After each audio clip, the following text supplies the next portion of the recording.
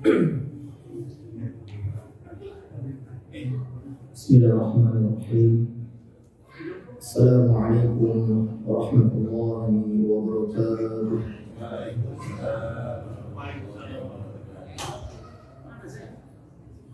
Alhamdulillahirabbil alamin. Nahmaduhu wa nasta'inuhu wa nastaghfiruh wa natubu ilaih.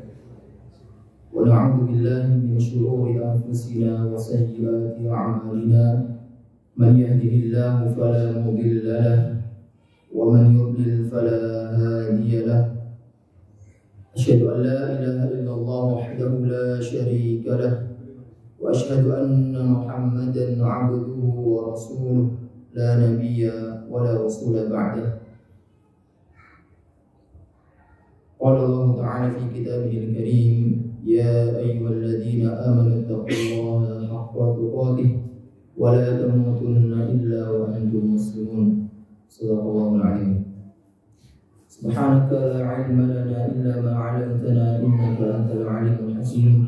Allahumma inna nas'aluka 'ilman nafi'a wa rizqan thayyiban wa 'amalan mutaqabbala. Allahumma la sahla illa ma ja'altahu sahla wa anta taj'alul hazna idza syi'ta sahla. Amin ya rabbal 'alamin. Ma'asyiral muslimin, jemaah salat maghrib yang dimuliakan oleh Allah Subhanahu wa taala. Bersyukur kita kehadirat Allah Subhanahu wa taala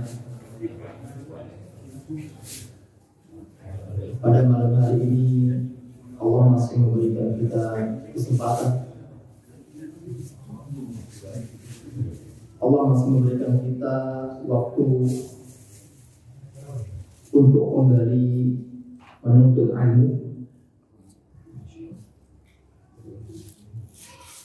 Karena ini merupakan ibadah di antara ibadah yang termulia. Alhamdulillah, salawat beriring salam kita haturkan kepada suri tauladan kita Nabi besar Muhammad sallallahu alaihi wasallam, keluarga, sahabat serta umatnya yang senantiasa istiqomah di atas sunnah beliau sallallahu alaihi wasallam. Jemaah yang dimuliakan oleh Allah Subhanahu wa taala, pada kesempatan yang berbahagia ini kita melanjutkan lagi, kita mengkaji kembali, mempelajari hadis-hadis Nabi kita yang mulia sallallahu alaihi wasallam yang tercantum pada kitab Al-Adabul Mufrad karya Imam Al-Bukhari rahimahullah ta'ala. Bab yang akan kita bahas pada malam ini masih berkaitan dengan anak, ya, masih berkaitan dengan anak. Kalau di bab sebelum-sebelumnya, ya, tentang anak perempuan, kemudian yang terakhir kemarin kita bahas, ya, anak menjadi penyebab bakhil, ya, kemudian pengecut, ya, bagi orang tuanya. Pada malam hari ini, ya, kita sampai pada bab yang ke-46 atau hadis yang ke-86 yang berjudul Hammus Shabi 'alal 'Atiq, ya, Hammus Shabi 'alal 'Atiq, yaitu memanggul anak kecil di atas pundak. Al-Atiq di sini pensyarah menjelaskan antara pundak dan tengkuk. Ini ya, antara pundak dan tengkuk. Ya, berarti dipanggul, bukan digendong di belakang, ya, tapi dipanggul di atas. Nah, ini bab yang akan kita bahas pada malam hari ini, insyaallah. Ya, memanggul anak kecil.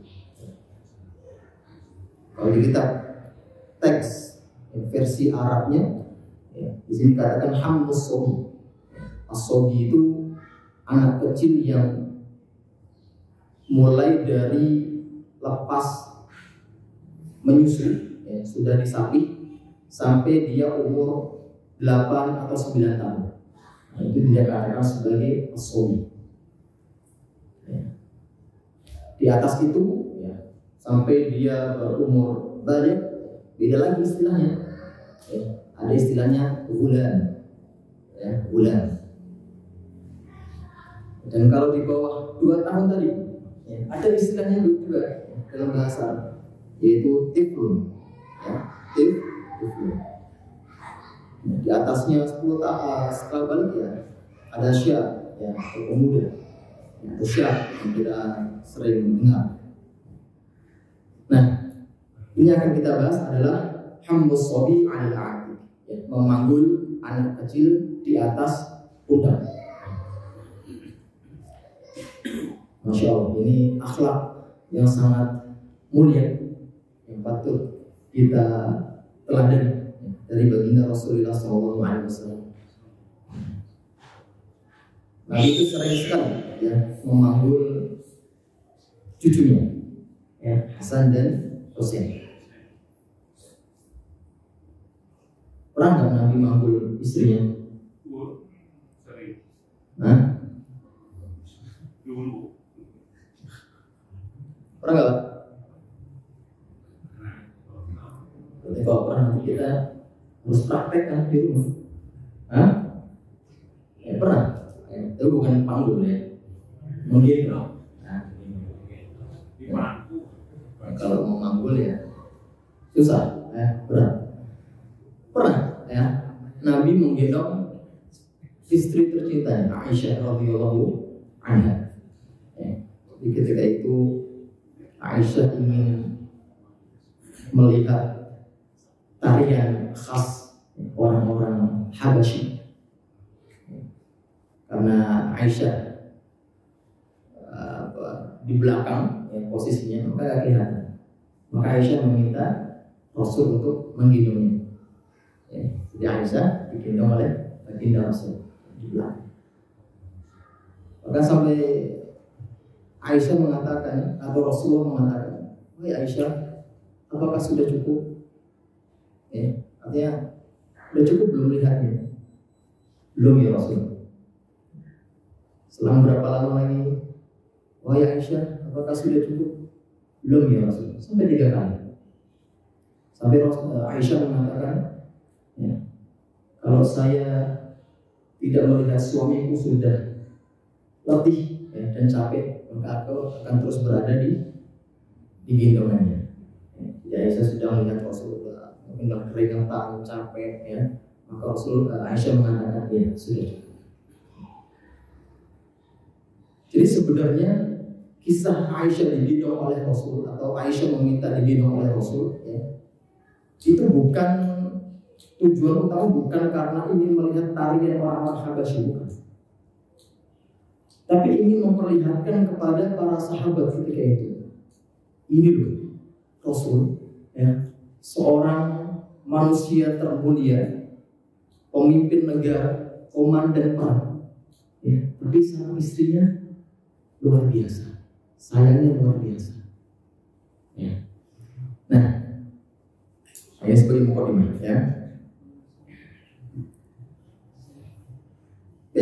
bab memanggul anak kecil. Kita baca hadisnya. Abu Walid mengabarkan kepada kami, ia berkata, Syu'bah mengabarkan kepada kami, an Ali bin Thabit qala sami'tu al-Bara yaqulu ra'aitu an-nabiy sallallahu alaihi wasallam wal Hasan sallallahu alaihi ala ahdihi. Hadis ini dari Ali bin Thabit berkata bahwa saya mendengar Al-Bara. Al-Bara ini sahabat yang mulia, yang luar biasa di dalam membela Islam, sehingga saking inginnya beliau membela Islam, ketika itu Al-Bara tidak diizinkan oleh Rasul untuk ikut perang. Jadi Al-Bara yang ketika itu masih sangat muda, ia ingin berjuang dengan para sahabat-sahabat senior. Jadi karena melihat seorang Al-Bara yang masih muda, maka Rasul menolak. Giginya luar biasa di dalam membela Islam. Beliau mengatakan, "Ra'aitun Nabiyya sallallahu alaihi wasallam." Saya melihat Nabi sallallahu alaihi wasallam wal Hasan sallallahu alaihi ala atiqihi. Dan Hasan, semoga Allah memberikan salawat kepadanya, berada di atas pundaknya. Ya. Jadi ketika Al-Bara' melihat Rasul yang sedang menggendong Hasan di atas pundaknya.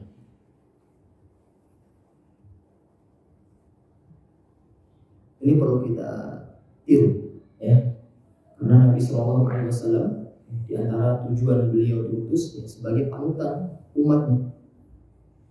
Qad kana lakum fi Rasulillah uswatun hasanah. Ya, pada diri Rasulullah itu terdapat suri teladan yang baik.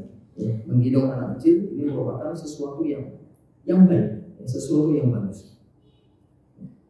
Dan kita bisa melihat bagaimana tawadhu'nya beliau.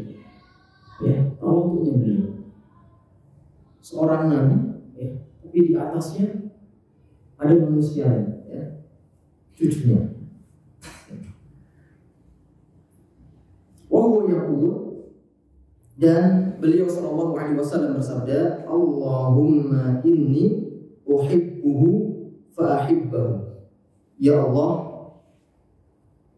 sesungguhnya aku cinta kepadanya, yaitu kepada Hasan, fa ahibbahu, maka cintailah dia.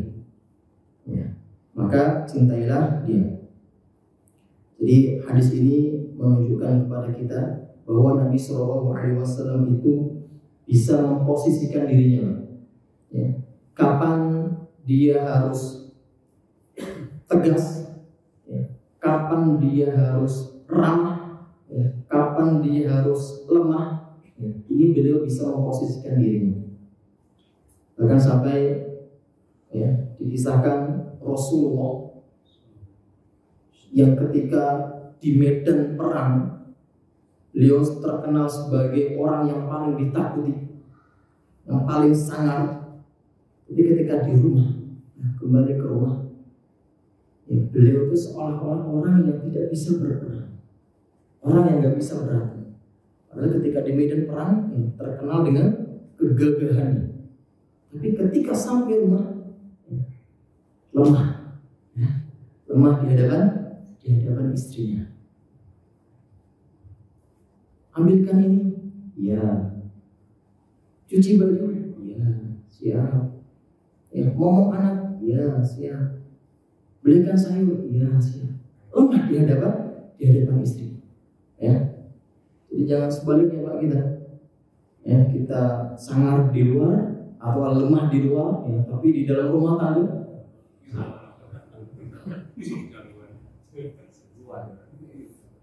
Ini Rasul Sallallahu Alaihi Wasallam. Beliau bisa memposisikan diri. Kapan harus tegas dengan istri, kapan harus lemah di hadapan istri. Lemah itu bukan berarti kita merasa hina diri kita di hadapan istri-istri kita, enggak. Ya, ini bentuk apa? Sifat yang memang Rasulullah ajarkan kepada kita. Ya, agar keluarga kita itu fleksibel, ya, enggak kaku, ya, di dalam berkeluarga. Coba bayangin kalau di rumah, ya, suami istri kaku, ya. Sana ambil baju, sana nyetrika sendiri, ya, masak sendiri, kaku, ya, dan tidak ada bercanda. Ini keluarga yang kurang harmonis kalau dilihat. Ya. Maka dengan istri kita, dengan anak-anak kita, ya, kita fleksibel, ya, bercanda, ya, ketawa, ya, cerita sana sini, ya, jangan kaku.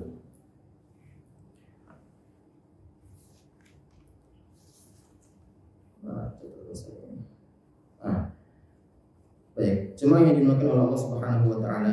Ya. Jadi Rasul Sallallahu Alaihi Wasallam di dalam hadis ini beliau mencurahkan kasih sayangnya, ya, kepada cucunya, yaitu Hasan. Ya, karena memang kalau kita lihat sejarah, Nabi Sallallahu Alaihi Wasallam itu memiliki putra putri, yang mana putra putri beliau meninggal sejak kecil, ya, sehingga kasih sayang yang beliau punya, ya, beliau curahkan kepada cucu-cucunya. Ya. Ini juga menjadi pelajaran bagi kita, jemaah sekalian. Jadi cinta, ya, kasih sayang yang kita miliki, ya, itu bukan hanya kita curahkan kepada anak-anak kita saja, tidak. Bahkan sampai cucu-cucu yang kita miliki, ya, wajib bagi kita untuk memberikan rasa kasih sayang kita kepada mereka. Ya. Dan hadis ini, ya, menunjukkan, ya, ketika Nabi SAW mengatakan bahwasanya saya cinta kepada Hasan, ini menunjukkan bahwasanya Hasan itu lebih mulia daripada Husain. Ya, jadi derajat orang, ya, bahkan para sahabat, yaitu berbeda-beda. Ada yang lebih utama, ada yang di bawahnya. Nah, Hasan ini derajatnya lebih utama dibanding Husain. Kalau di hadis sebelumnya disebutkan dua-duanya bahwasanya huma raihanati, bahwasanya Al Hasan dan Al Husain merupakan wangianku. Dua-duanya disebut. Tapi di hadis lain, Hasan lebih dikuatkan lagi, bahwasanya Allahumma inni uhibbu, sesungguhnya saya cinta kepada Al Hasan. Maka ini menunjukkan bahwasanya Al Hasan itu lebih afdal, lebih mulia daripada Al Husain. Bukan kita berarti merendahkan Husain, tidak. Ya, tapi peringkat, ya, yang didapatkan oleh Hasan itu lebih tinggi daripada Al Husain.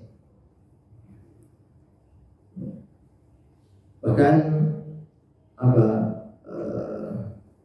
mereka berdua, Al Hasan dan Al Husain ini, mendapat ujian dari Rasulullah SAW. Huma sayyidu syab ahli jannah.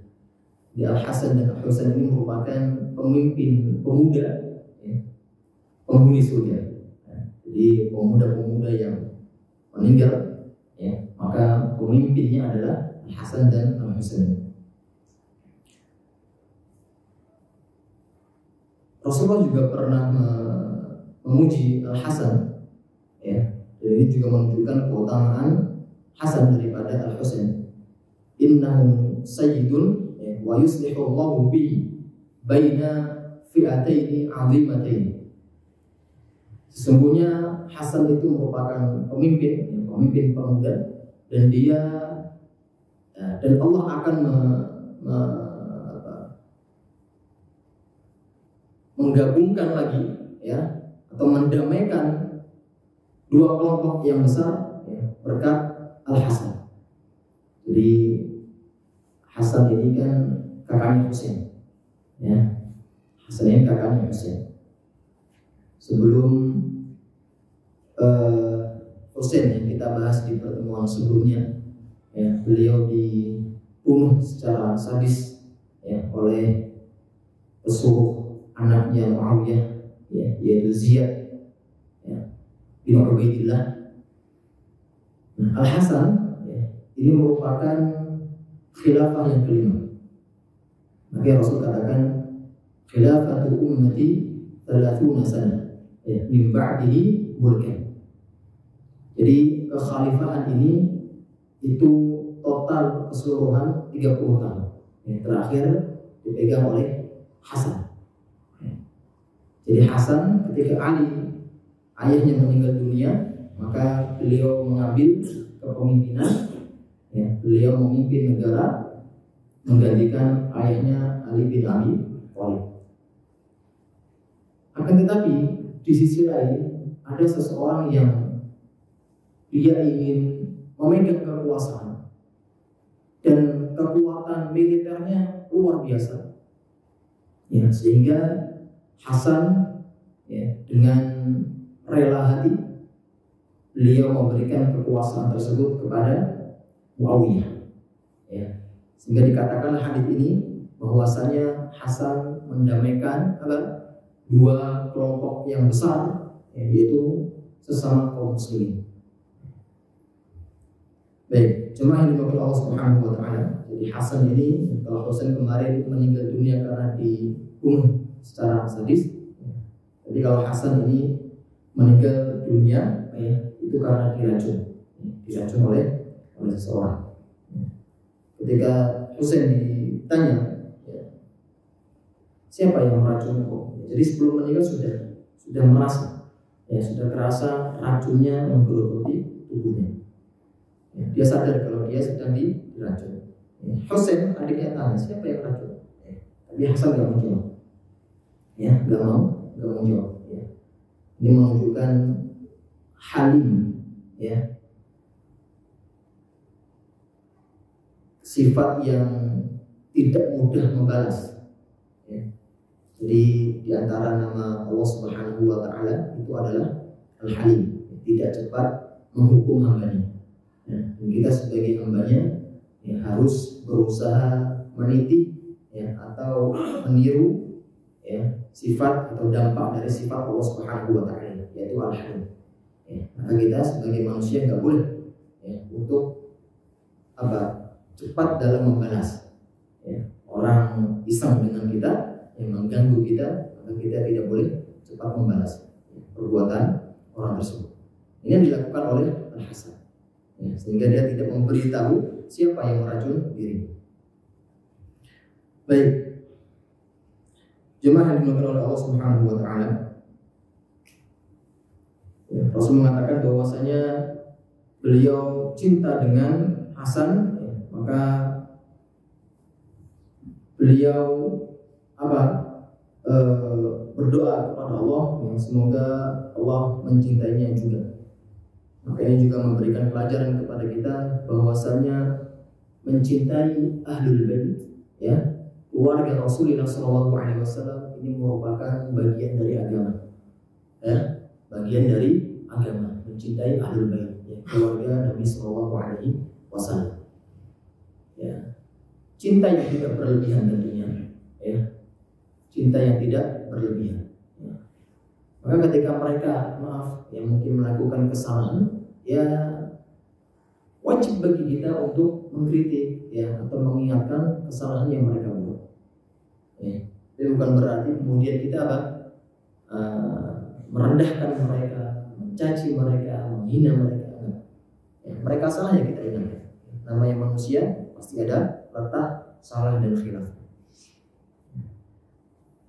Maka Nabi SAW pernah berkata kepada Abbas, pamannya, la yadkhulul iman qalbu imri'in hatta yuhibbukum lillahi azza wa jalla wa qarabati.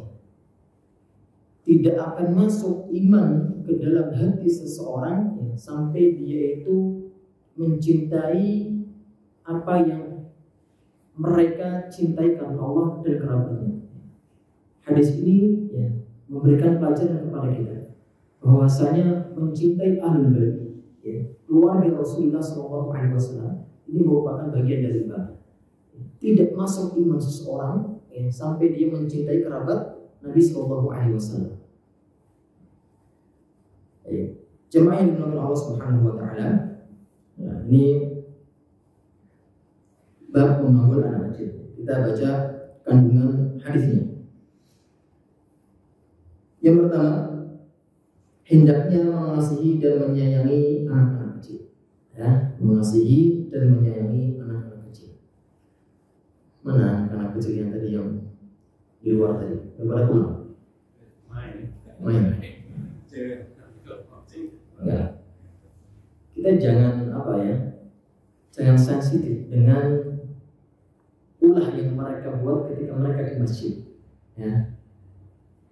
Wajar ketika mereka datang ke masjid kemudian ngobrol sama temannya ramai. Tapi ingat, keramaian mereka harus sewajarnya. Jangan sampai kita membawa anak kecil yang memang anak kecil itu belum bisa kita arahkan. Kamu anteng di sini jangan kemana-mana. Imam baru selesai takbir, Allah sudah lari-lari. Ini jangan kita bawa dulu ke masjid. Kita didik dulu mereka di rumah. Sampai benar-benar dia itu ngerti instruksi yang kita arahkan kepada. Anak-anak yang sudah besar, yang mulai sobi tadi 7 tahun, 8 tahun, itu baru kita bawa ke masjid. Udah ngerti, bisa kita arahkan. Ya. Adapun mereka ya ketika sok ngobrol sama temennya, ya, ketawa TV sama temennya, ini apa? Rame yang wajar lah, main pintu, ya, rame yang wajar.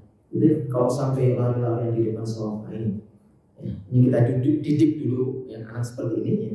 Kalau sudah bisa diarahkan, ya, baru kita bawa ke masjid. Ya, kita sayang kepada mereka.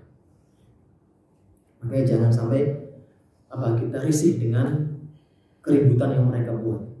Ya.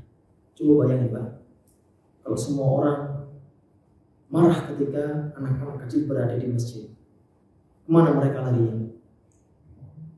Ya, kita paham sendiri. Ya. Zaman sekarang yang begitu luar biasa fitnahnya, mereka pasti lari, ya, lari ke tempat yang mereka anggap nyaman, himpun, nongkrong, ya, dan seterusnya. Maka kita harus sabar dengan keributan yang mereka buat. Di dalam hadits Nabi bahkan Rasul pernah menyatakan laisa minna man lam yarham shaghirun. Bukan termasuk ajaran kami orang yang tidak sayang dengan anak kecil. Hati-hati Pak. Bukan termasuk ajaran kami orang yang tidak sayang dengan anak kecil. Maka kita harus sayang sama mereka. Kandungan yang kedua, kesucian kelembapan wajah anak kecil. Ya, jadi memang Allah Subhanahu wa Ta'ala menciptakan wajah anak kecil itu penuh dengan rasa iba, kemudian kalau kita memandang itu rasa sayang itu muncul untuk mereka. Ya. Coba bayangin Mbak, kalau Allah desain, ya, anak kecil itu dengan muka kita, orang pingin nggak nyium? Nggak mungkin orang pingin nyium. Misal di jalan, ya, ketika Allah mendesain anak kecil itu, ya, dengan wajah kita di jalan lagi nangis, mungkin nggak orang nyamperin?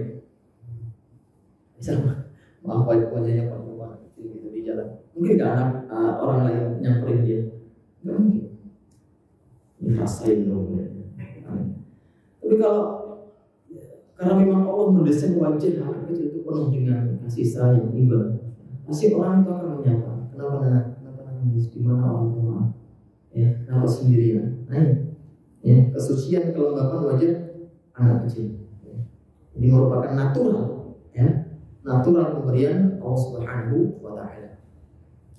Dan ini menunjukkan dampak daripada bersihnya hati anak kecil itu, ya. Kayak orang-orang ya, seperti kita sudah tua, ya, wajah penuh dosa ini kelihatan, ya, kelihatan suramnya. Kalau anak-anak kecil itu masih mulus, masih bersih hatinya. Yang ketiga, perintah agar mencintai Al Hasan bin Ali dan penjelasan tentang keutamaan beliau sallallahu alaihi wasallam radhiyallahu taala anhu. Ya, memang hadis ini, ya, di antara kesimpulan yang bisa kita ambil adalah ini, ya, perintah mencintai Hasan bin Ali radhiyallahu taala anhu. Baik, ini bab yang ke-46. Bab yang berikutnya, ya, bab yang berikutnya yaitu berkenaan dengan anak merupakan penyejuk mata. Ya. Al-waladu qurratul ain. Ya. Kalau dari versi Arabnya al-waladu qurratu al-ain. Ya. Anak merupakan penyejuk mata. Penyejuk mata itu bagaimana, Pak? Enak dipandang atau ganteng cantik? Kalau ganteng cantik itu definisi qurratul ain bukan? Iya Pak? Saya rasa bukan. Ya, cantik dan ganteng itu bukan qurratul ain. Coba kita lihat misal, maaf, siapa artis yang cantik di Indonesia ini?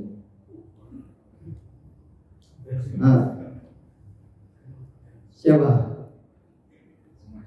Yang enak dipandang, ya?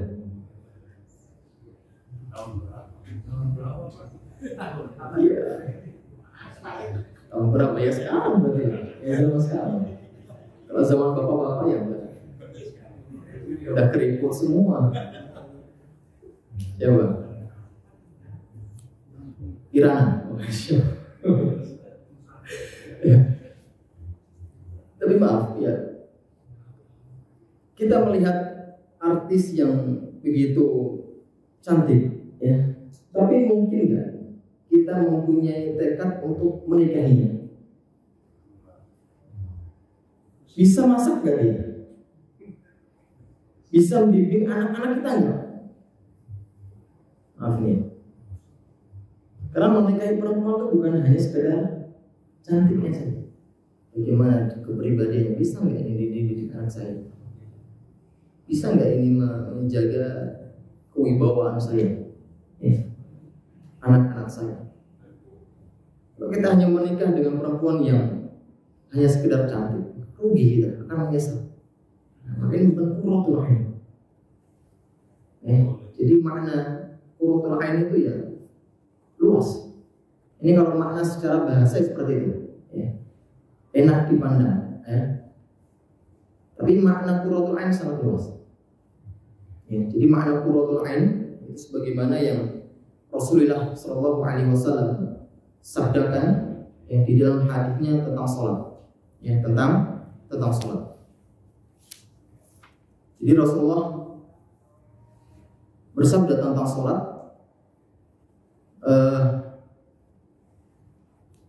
hubbiba ilayya min dunyakum as-salat.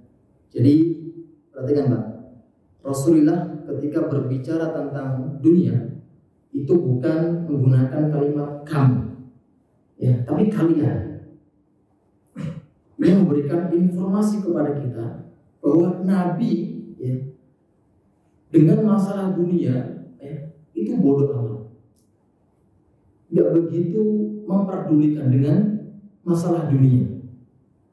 Bahkan sampai ya, ketika ditanya tentang muamalah, maka Rasul menjawab, ya, kalian lebih tahu masalah dunia kalian. Ya. Jadi Rasul Shallallahu Alaihi Wasallam, ya, itu pernah bersabda, mali wad dunya, ada apa urusan dunia dengan saya? Gak ada urusannya. Ya. Ini Rasul, ya, dengan dunia. Ya. Jadi beliau sangat tidak memperdulikan, ya, masalah dunia. Hubbiba ilayya min dunyakum as-salat. Ya. Jadi Rasul Shallallahu Alaihi Wasallam, ya, dikaruniai oleh Allah Subhanahu Wa Taala rasa kecintaan dengan apa? Dunia kalian itu ada 3, ya, ada 3. Jadi masalah dunia yang Rasul cinta, ya, itu ada 3. Maka yang selain 3 ini, ya, beliau menganggap dunia itu, ya, biasa saja. Yang pertama adalah an-nisa, yaitu perempuan. Ya, jadi Nabi itu sangat cinta dengan perempuan. Makanya kita lihat Nabi itu nggak pernah nyakiti istri-istrinya. Ya. Selalu menyayangi, membantu, ya, berusaha untuk memenuhi kebutuhan istri-istrinya. Ini Nabi, ya, karena beliau sangat mencintai an-nisa, ya, perempuan, ya, itu istri-istrinya. Ya, Nabi nggak pernah nyakiti istri-istrinya. Yang kedua, al-tib, ya, al-tib itu minyak wangi, ya, minyak wangi. Makanya Nabi berkata, ya, melarang, ya, umatnya untuk menolak pemberian minyak wangi. Ya, jadi kalau ada yang ngasih kepada kita minyak wangi, nggak boleh kita nolaknya. Ya, makruh menolak minyak wangi. Ya, kita terima, meskipun, ya, aromanya kita nggak suka. Ya, karena minyak wangi itu kita punya aroma selera masing-masing. Ya, tapi kalau kita diberikan minyak wangi yang nggak sesuai dengan selera kita, ya, kita berusaha untuk menerimanya. Ya, berusaha untuk menerimanya. Yang ketiga, ya, masalah dunia yang Rasul cinta adalah apa? Waju'ilat qurratu 'aini fis shalah.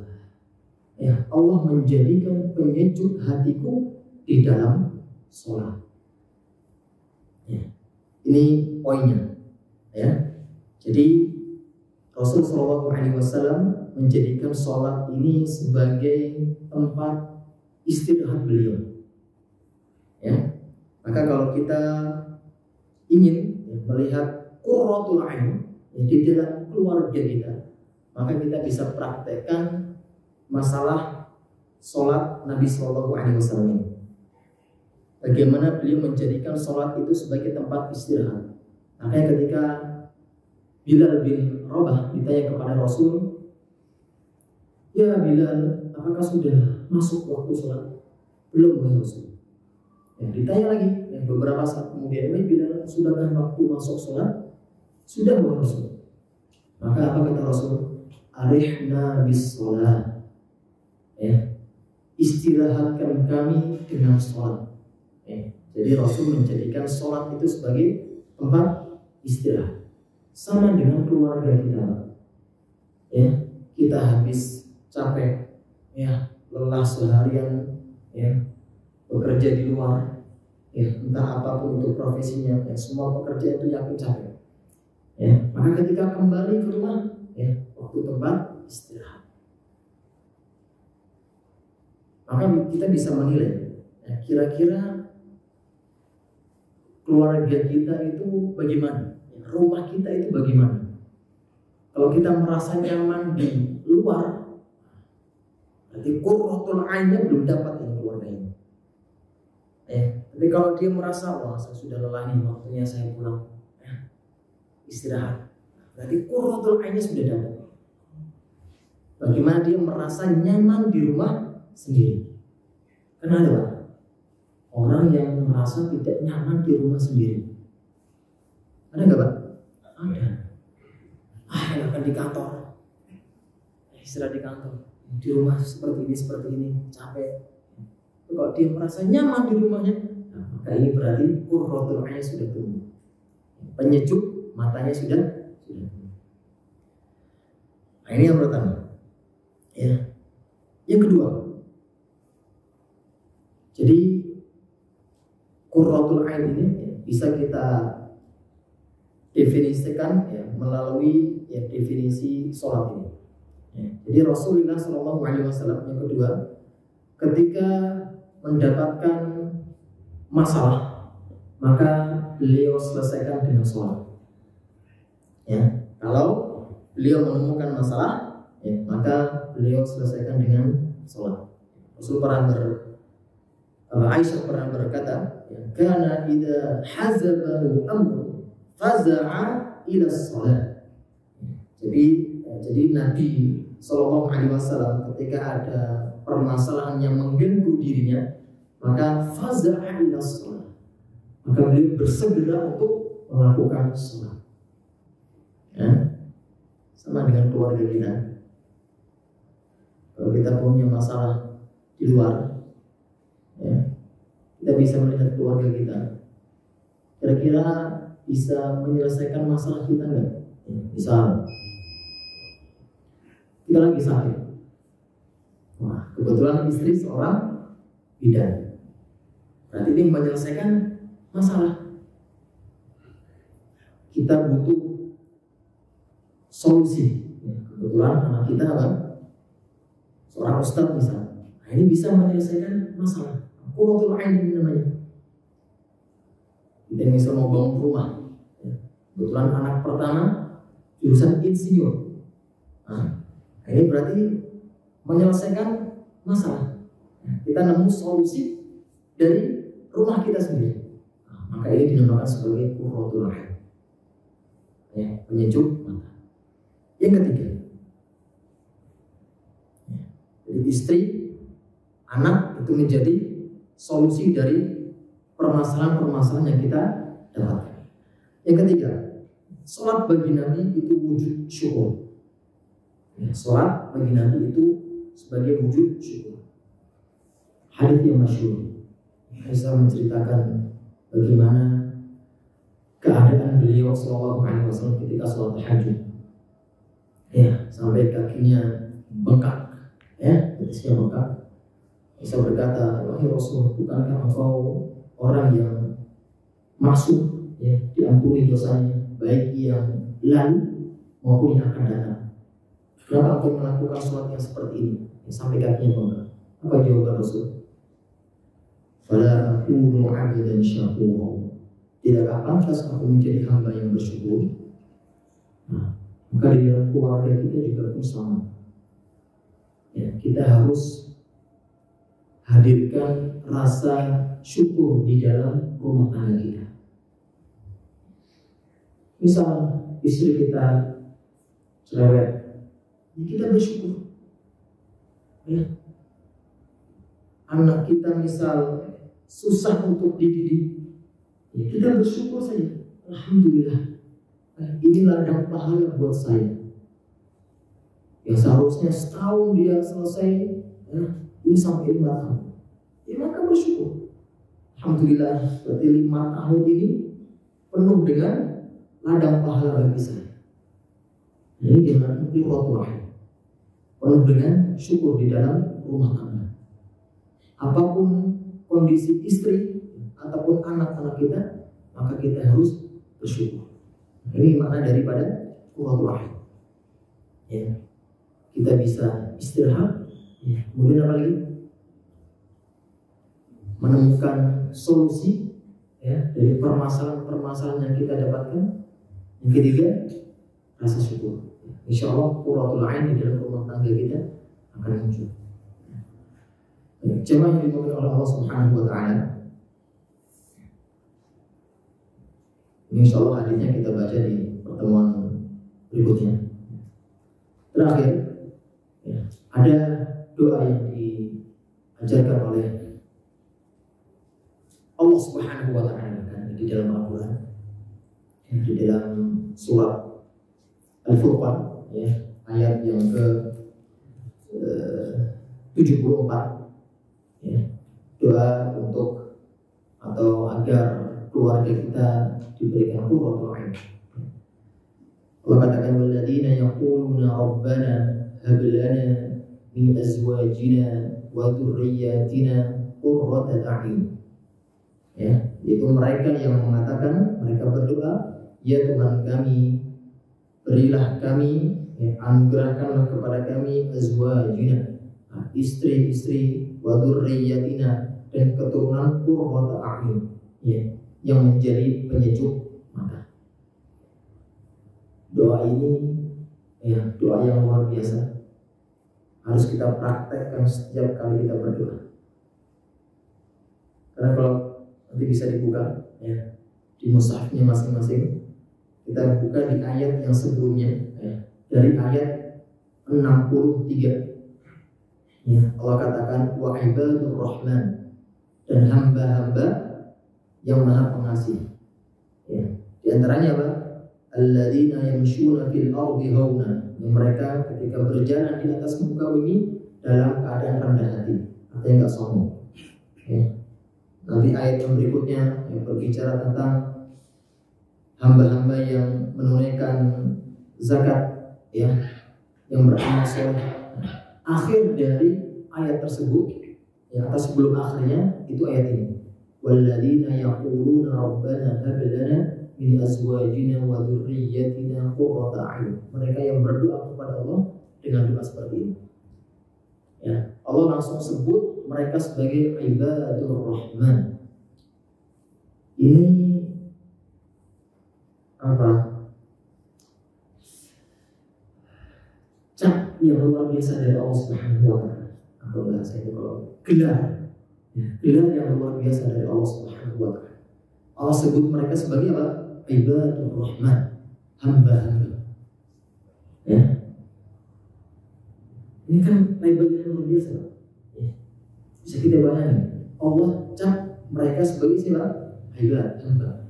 Karena banyak sekali orang yang mengaku hamba, ya kan? Tapi Allah nggak menganggap dia hamba. Sama misal, saya mengaku kenal dengan Pak Jokowi, ya, aku kenal kan Pak Jokowi. Mungkin nggak Pak Jokowi bilang, ini saya kenal di Indonesia.